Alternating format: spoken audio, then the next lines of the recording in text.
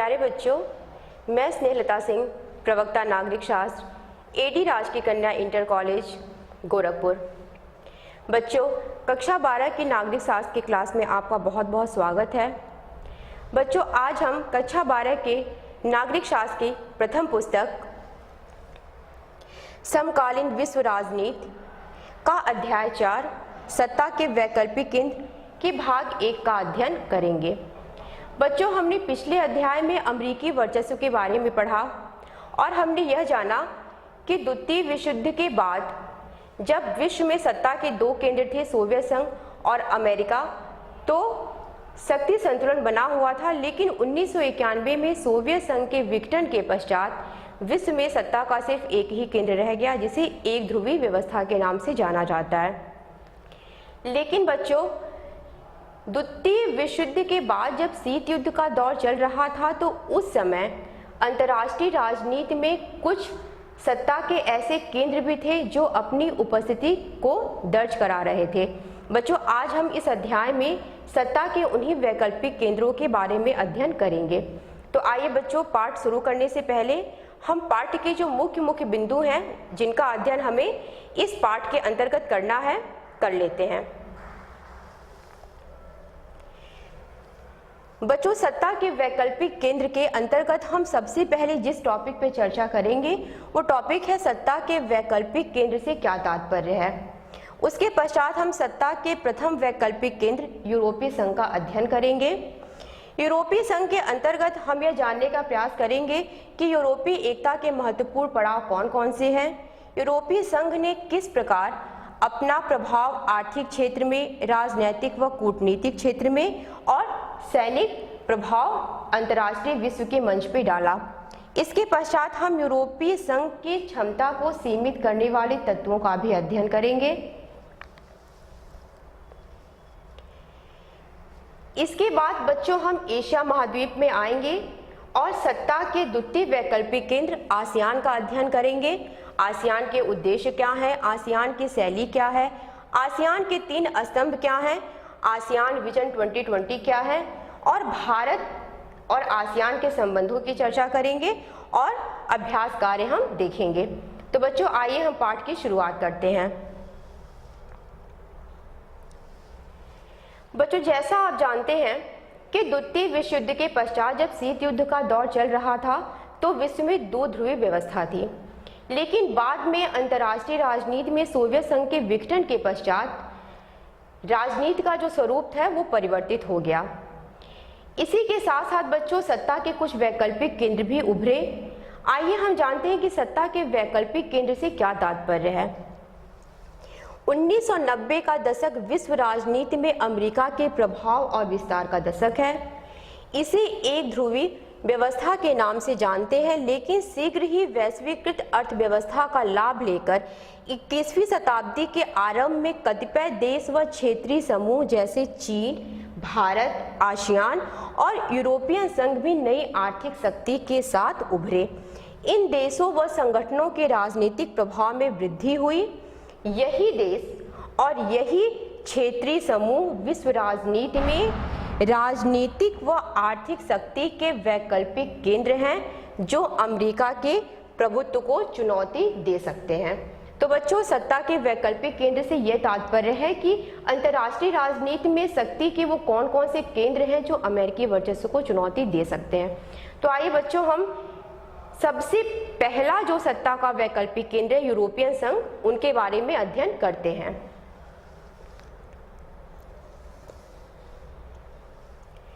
यूरोपीय संघ। द्वितीय विश्व युद्ध की समाप्ति के बाद यूरोप के प्रश्न को लेकर के वहां के नेताओं में बहुत चिंता थी। ये प्रश्न क्या थे कि क्या यूरोप के देश को अपनी पुरानी दुश्मनी भूल करके अपने संबंधों को एक नया आयाम देना चाहिए और अंतर्राष्ट्रीय राजनीति में मिलकर कार्य करना चाहिए, या फिर यूरोप के देश को पुनः अपनी पुरानी दुश्मनी शुरू करनी चाहिए। बच्चों, ये प्रश्न ऐसे ही उपस्थित नहीं हुआ था, इसके पीछे कारण भी था। द्वितीय विश्व युद्ध के पहले यूरोपीय देशों का जो संबंध बना था उसे द्वितीय विश्व युद्ध ने समाप्त कर दिया। उन मान्यताओं को समाप्त कर दिया, उन संबंधों को समाप्त कर दिया और सिर्फ यूरोपीय देशों के संबंधों को ही क्षति नहीं पहुंची, वरन उसके साथ साथ यूरोपीय देशों की अर्थव्यवस्था को भी अपार क्षति पहुंची। लेकिन जब द्वितीय विश्व युद्ध के पश्चात शीत युद्ध का दौर चल रहा था, तो उस समय यूरोपीय देशों को एक मौका मिला आपस में मिलजुल करके अपनी समस्याओं का समाधान करने के लिए, अपनी अर्थव्यवस्था को सुदृढ़ करने के लिए। और यूरोपीय देशों की अर्थव्यवस्था को सुदृढ़ करने के लिए अमेरिका ने बहुत ही ज़्यादा मदद की थी। इसी मदद को मार्शल योजना के नाम से जानते हैं। मार्शल योजना के तहत 1948 में यूरोपीय आर्थिक सहयोग संगठन की स्थापना की गई थी। और इस मार्शल योजना के तहत जिस संगठन की स्थापना की गई थी, इस संगठन ने यूरोपीय देश को आर्थिक रूप से काफ़ी मदद प्रदान की और यूरोपीय देशों को एक ऐसा मंच प्रदान किया जहां पे वह अपनी समस्याओं का समाधान कर सकते थे, व्यापार और आर्थिक मदद की बातें कर सकते थे। और निसंदेह इसमें अमेरिका ने एक महत्वपूर्ण भूमिका निभाई थी। इतना ही नहीं बच्चों, अमेरिका के नेतृत्व में जो पश्चिमी यूरोपीय देशों का सैन्य संगठन था, जिसे हम नाटो के नाम से जानते थे, उसने भी यूरोपीय देशों को एक सुरक्षा कवच प्रदान किया। बच्चों, धीरे धीरे यह संस्था जो आर्थिक संस्था थी, एक राजनीतिक संस्था होती गई और यूरोपीय संघ की स्थापना की दिशा में आगे बढ़ती गई। बच्चों, अब हम आपको उस काल क्रम की तरफ ले जाएंगे जहां से यूरोपीय संघ की स्थापना शुरू हुई थी। आप ये टॉपिक देख रहे हैं बच्चों, यूरोपीय एकता के महत्वपूर्ण पड़ाव। इसमें अप्रैल 1951 में पश्चिमी यूरोप के 6 देश फ्रांस, पश्चिमी जर्मनी, इटली, बेल्जियम, नीदरलैंड और लग्जमबर्ग ने पेरिस संधि पर दस्तखत करके यूरोपीय कोयला और इस्पात समुदाय का गठन किया। इसके पश्चात मार्च 1957 में इन्हीं 6 देशों ने रोम की संधि के माध्यम से यूरोपीय आर्थिक समुदाय और यूरोपीय एटमी ऊर्जा समुदाय का भी गठन किया। जनवरी 1973 में डेनमार्क, आयरलैंड और ब्रिटेन ने भी यूरोपीय समुदाय की सदस्यता ग्रहण कर ली। जून 1979 में यूरोपीय संसद के लिए पहला प्रत्यक्ष चुनाव हुआ। जनवरी 1981 में यूनान ने यूरोपीय समुदाय की सदस्यता ले ली। जून 1985 में सांगेन संधि ने यूरोपीय समुदाय के देशों के बीच सीमा नियंत्रण समाप्त किया। सांगेन संधि, बच्चों आपने वीजा के बारे में सुना होगा। जब हम किसी दूसरे देश में घूमने के लिए जाते हैं या फिर पढ़ने के लिए जाते हैं या मतलब किसी अन्य कार्य के लिए जाते हैं तो हमें वीजा की आवश्यकता पड़ती है। तो हम जिस देश में जाते हैं उस देश का हमें वीजा की आवश्यकता पड़ती है। लेकिन सांगेन संधि के अंतर्गत बच्चों आप एक ही वीजा से यूरोप के बहुत सारे देशों की यात्राएं कर सकते हैं। इसके पश्चात जनवरी 1986 में स्पेन और पुर्तगाल भी यूरोपीय समुदाय में शामिल हो गए। अक्टूबर 1990 में जर्मनी का एकीकरण हुआ। बच्चों, फरवरी 1992 यूरोपीय संघ के गठन के लिए maastricht संधि पे दस्तखत हुआ और यूरोपीय संघ का गठन हो गया। तो बच्चों, जो यूरोपीय संगठन पहले एक आर्थिक संगठन था, धीरे धीरे वह अपना विस्तार करते हुआ एक आर्थिक सहयोग वाली संस्था से बढ़कर एक राजनीतिक संस्था हो गई और इसने विशाल राष्ट्र राज्य की तरह कार्य करना शुरू कर दिया। अब राष्ट्र राज्य की क्या विशेषताएं होती हैं बच्चों? उनका अपना एक झंडा होता है, उनका अपना एक राष्ट्रगान होता है, स्थापना दिवस होता है, मुद्रा होता है। वह समस्त चीज़ें यूरोपीय संघ के पास थी। यूरोपीय संघ ने सन 2003 में अपना एक अलग संविधान बनाने का प्रयास भी किया था, लेकिन इस प्रयास में वो सफल नहीं हो पाए। बच्चों, ये आप देख रहे हैं मानचित्र। इसमें दो चित्र आपको इसमें दो रंग आपको दिख रहे होंगे, नीला और नारंगी। इसमें जो नीले रंग से जिस देश को चित्रित किया गया है वह यूरोपीय संघ के पुराने सदस्य थे और जो नारंगी रंग से जिन देशों को चित्रित किया गया है वह यूरोपीय संघ के नए सदस्य हैं।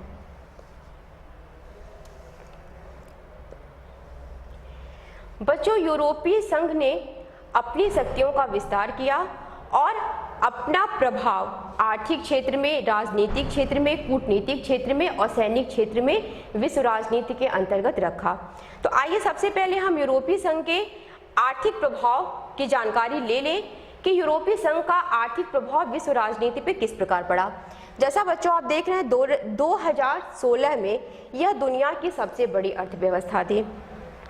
सकल घरेलू उत्पादन 17,000 अरब डॉलर से अधिक था। और बच्चों, जब हमने आपको अमेरिकी वर्चस्व पढ़ाया था तो उसमें बताया था कि अमेरिका का भी घरेलू उत्पादन 17,000 अरब डॉलर है, अर्थात यूरोपीय संघ की भी सकल घरेलू उत्पादन जो है वो अमेरिका के बराबर थी। और इसी कारण बच्चों, यूरोपीय संघ पूरे धौंस के साथ अमेरिका वो चीन से बात करता है और इसी कारण उसका प्रभाव ना सिर्फ अपने महाद्वीप में वरन दूर दराज एशिया और अफ्रीका के महाद्वीप में भी चलता है और फैला हुआ है। विश्व व्यापार में इसकी हिस्सेदारी अमेरिका से 3 गुना ज्यादा है। तो बच्चों, आप ये झंडा देख रहे हैं, यह यूरोपियन संघ का झंडा है। इसमें आप देख रहे होंगे बच्चों 12 स्टार्स बने हुए हैं, 12 सितारे बने हुए हैं। 12 सितारों को क्यों वहाँ के झंडे में लिया गया है कि सोने के रंग के सितारों का घेरा यूरोप के लोगों की एकता और मेल मिलाप का प्रतीक है। इसमें 12 सितारे हैं क्योंकि 12 की संख्या को वहां पारंपरिक रूप से पूर्णता, समग्रता और एकता का प्रतीक माना जाता है। बच्चों, यूरोपीय संघ का प्रभाव सिर्फ आर्थिक क्षेत्र में ही नहीं था वरन राजनीतिक और कूटनीतिक क्षेत्र में भी इसका प्रभाव था। यूरोपीय संघ के 2 महत्वपूर्ण देश फ्रांस और ब्रिटेन, जो संयुक्त राष्ट्र की सुरक्षा परिषद के अस्थायी सदस्य हैं, जिन्हें वीटो पावर प्राप्त है। इसके अतिरिक्त यूरोपीय संघ के ऐसे बहुत से देश हैं जिन्हें सुरक्षा परिषद की अस्थायी सदस्यता प्राप्त है और इसी कारण यह अमेरिका की नीतियों को प्रभावित करने की क्षमता रखता है। ईरान के परमाणु कार्यक्रम को लेकर के अमेरिका की जो नीतियां थी उनको प्रभावित करना इसका एक बहुत बड़ा उदाहरण है। बच्चों, इतना ही नहीं वरन राजनीतिक के साथ साथ यह संगठन कूटनीतिक प्रयासों के लिए भी जाना जाता है। चीन के साथ मानवाधिकार का प्रश्न हो या पर्यावरण विनाश की बात, इस पे इसने धमकी या सैन्य बल की जगह बड़े ही समझदारी से कूटनीतिक परिचय दिया। यूरोपीय संघ सैनिक प्रभाव। बच्चों, सैनिक प्रभाव बहुत ही महत्वपूर्ण है और विश्व में किसी भी देश की क्षमता को आंकने का एक जरिया ये भी होता है कि वह देश उस देश का सैनिक प्रभाव कितना ज़्यादा है। दुनिया की दूसरी सबसे बड़ी सेना यूरोपीय संघ के पास है, यानी कि अमेरिका के बाद विश्व की दूसरी सबसे बड़ी जो सेना है वो यूरोपियन संघ के पास है। इसका रक्षा बजट अमेरिका के बाद विश्व में सबसे ज़्यादा है। और बच्चों, आज अगर हम विश्व राजनीति में किसी देश के शक्तिशाली होने की बात करते हैं तो सबसे पहले हम ये जानने की कोशिश करते हैं कि उस देश के पास कितने परमाणु बम हैं, कितनी मिसाइलें हैं, कितनी टेक्नोलॉजी हैं। तो इस आधार पर भी यूरोपियन संघ के पास 550 के आसपास परमाणु हथियार है। तो बच्चों, इस प्रकार यूरोपियन संघ ने अपने प्रभाव का विस्तार आर्थिक क्षेत्र में, राजनीतिक क्षेत्र में, कूटनीतिक क्षेत्र में और सैन्य क्षेत्र में किया। बच्चों, यह सत्य है कि यूरोपियन संघ का प्रभाव विश्व के दूर दराज क्षेत्रों में है। वह विश्व के किसी भी देश की राजनीतिक, सामाजिक और आर्थिक घटनाओं को प्रभावित कर सकता है। लेकिन बच्चों, आपको सदैव इस बात को याद रखना है कि यूरोपियन संघ एक राष्ट्र राज्य की तरह बर्ताव तो कर सकता है लेकिन एक राष्ट्र राज्य नहीं है वो। और यूरोपियन संघ में जो राष्ट्र हैं उनकी अपनी विदेश नीतियां हैं, उनकी अपनी रक्षा नीतियां हैं जो कि अनेक बार एक दूसरे से टकरा जाती है। उदाहरण के तौर पे इराक पे जब अमेरिका ने आक्रमण किया था तो ब्रिटेन के तत्कालीन प्रधानमंत्री टोनी ब्लेयर तो अमेरिका के साथ थे, लेकिन फ्रांस और जर्मनी ने इस हमले का विरोध किया था। इसके अतिरिक्त बच्चों, जो यूरोपियन संघ की मुद्रा है यूरो, इसको लागू करने का भी यूरोपियन संघ के बहुत से देशों ने विरोध किया था। डेनमार्क और स्वीडन ने मास्ट्रिक्ट संधि और साझी यूरोपीय मुद्रा यूरो को मानने से इनकार कर दिया। तो बच्चों, इस प्रकार आपने देखा कि यूरोपीय संघ विश्व की एक उभरती हुई आर्थिक शक्ति है, राजनीतिक शक्ति है जो अमेरिकी वर्चस्व को चुनौती दे सकती है। हाँ, यह कुछ ऐसे तत्व हैं जिनसे इसकी क्षमता प्रभावित हुई है, लेकिन यह विश्व राजनीति के मंच पे अपनी उपस्थिति दर्ज कराता है। बच्चों, अब हम सत्ता के दूसरे वैकल्पिक केंद्र आसियान की चर्चा कर लेते हैं। इसका पूरा नाम है दक्षिण पूर्व एशियाई राष्ट्रों का संगठन। बच्चों, द्वितीय विश्व युद्ध से पहले यह राष्ट्र, मतलब आसियान में आने वाले यह राष्ट्र जापानी और यूरोपीय उपनिवेशवाद का शिकार थे और द्वितीय विश्व युद्ध की समाप्ति के बाद इन राष्ट्रों को राष्ट्र निर्माण, गरीबी, पिछड़ेपन की समस्याओं का सामना करना पड़ा। इतना ही नहीं, द्वितीय विश्व युद्ध के पश्चात भी इन देशों के सामने यह दबाव था कि वह अमेरिका और सोवियत संघ में से किसी एक गुट में सम्मिलित हो जाएं। आसियान के देशों की समस्याओं को दूर करने के लिए बांडुंग सम्मेलन और गुट निरपेक्ष आंदोलन के माध्यम से प्रयास किए गए, लेकिन वह प्रयास पर्याप्त नहीं थे। फलतः 1967 में 5 देशों ने बैंकॉक घोषणा पत्र पर हस्ताक्षर करके आसियान की स्थापना की। ये 5 देश कौन कौन से थे? इंडोनेशिया, मलेशिया, फिलीपींस, सिंगापुर और थाईलैंड। बाद के वर्षों में बच्चों 5 और देश इसमें सम्मिलित हो गए: दारुसलाम, वियतनाम, लाओस, म्यांमार और कंबोडिया। तो इस प्रकार इनकी संख्या 10 हो गई। अब हम आते हैं आसियान के उद्देश्य पे। बच्चों, आसियान मुख्यतः एक आर्थिक संस्था थी और इसका उद्देश्य भी था कि आसियान के देश आपस में मिल करके अपनी आर्थिक समस्याओं का समाधान कर सके।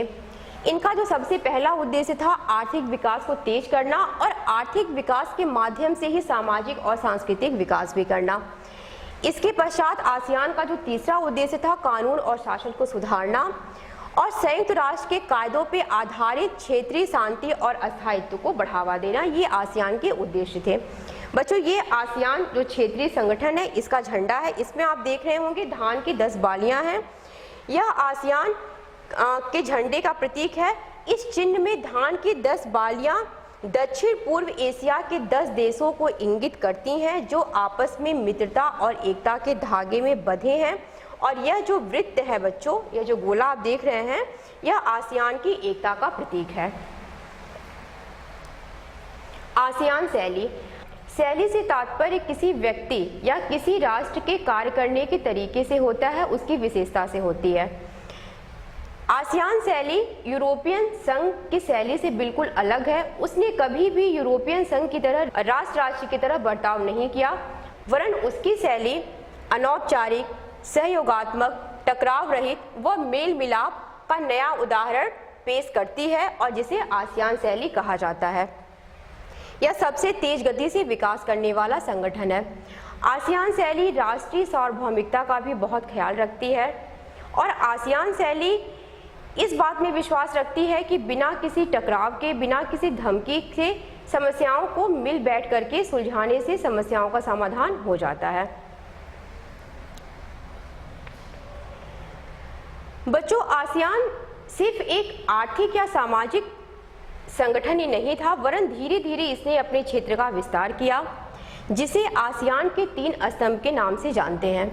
सबसे पहले हम पहले स्तंभ की चर्चा करेंगे, आसियान सुरक्षा समुदाय। इसमें सदस्य देशों के विवादों को सुलझाने का प्रयास है। इसके बाद 2003 के बाद आसियान के देशों ने बहुत सारे समझौते किए, जिसमें प्रमुख था कि आसियान के जो राष्ट्र हैं वह अहस्तक्षेप की नीति को बढ़ावा देंगे और शांति व सहयोग को बढ़ावा देंगे। आसियान आर्थिक समुदाय। बच्चों, आसियान जो क्षेत्रीय संगठन था, यह बुनियादी रूप से एक आर्थिक समुदाय ही था और यह आज भी बुनियादी रूप से आर्थिक समुदाय ही बना हुआ है। आसियान का जो बजट है वह यूरोपीय संघ, जापान और अमेरिका की तुलना में बहुत कम है, लेकिन इसने अपना विकास बहुत ही तीव्र गति से किया। इसी वजह से इसकी नीतियां विश्व के दूसरे देशों को भी प्रभावित करती हैं। साझा बाजार और मुक्त व्यापार बढ़ाना। साझा बाजार और मुक्त व्यापार से तात्पर्य होता है बच्चों की व्यापार में किसी प्रकार का शुल्क ना लेना, अर्थात आयात और निर्यात पे किसी प्रकार का शुल्क ना लेना। वस्तुतः सामानों की आवाजाही को सरल बनाने के लिए इस मुक्त व्यापार का प्रयोग किया जाता है और इससे टैक्स ना लगने की वजह से उपभोक्ताओं पे कोई अतिरिक्त बोझ नहीं पड़ता है और उन्हें सामान एक तो सस्ते दामों में और बहुत ही सरल तरीके से प्राप्त हो जाता है। विश्व राजनीति में बहुत से देश मुक्त व्यापार करते हैं ताकि अपने देश के सामान को दूसरे देश में बेच सके और वहां से वह अपना आर्थिक उन्नति कर सके, अपने देश का आर्थिक विकास कर सके। इसके बाद आर्थिक विवाद सुलझाना, यह आसियान का एक महत्वपूर्ण उद्देश्य है। और आसियान का बच्चों जो तीसरा स्तंभ है वह है आसियान सामाजिक सांस्कृतिक समुदाय। इसके अंतर्गत आसियान देशों के सामाजिक व सांस्कृतिक विकास को बढ़ावा देना। तो इस तरीके से बच्चों ये आसियान के 3 प्रमुख स्तंभ हो गए, जिसने आसियान के क्षेत्र को भी विस्तार दिया। आसियान विजन 2020 अर्थात आसियान ने अपने लक्ष्य 2020 तक क्या रखा है। अंतर्राष्ट्रीय समुदाय में आसियान की बहुमुखी भूमिका होगी, अर्थात आसियान ने अपना लक्ष्य यह रखा है कि 2020 तक अंतर्राष्ट्रीय समुदाय में आसियान की बहुमुखी भूमिका होगी और वह टकराव की जगह बातचीत से विवादों को हल करने का प्रयास करेगा। इसी क्रम में आसियान ने कंबोडिया के संकट को दूर किया, पूर्वी तिमोर के भी संकट को दूर किया और 1999 से लगातार यह पूर्वी एशिया के राष्ट्रों में आपसी बातचीत के लिए एक वार्षिक बैठक भी आयोजित करता है। भारत व आसियान बच्चों, आसियान एशिया महाद्वीप का एक प्रमुख आर्थिक क्षेत्रीय संगठन है और भारत एशिया महाद्वीप का एक उभरता हुआ राजनीतिक और आर्थिक शक्ति है। तो ऐसे में भारत से आसियान के संबंधों की बात करना आवश्यक हो जाता है।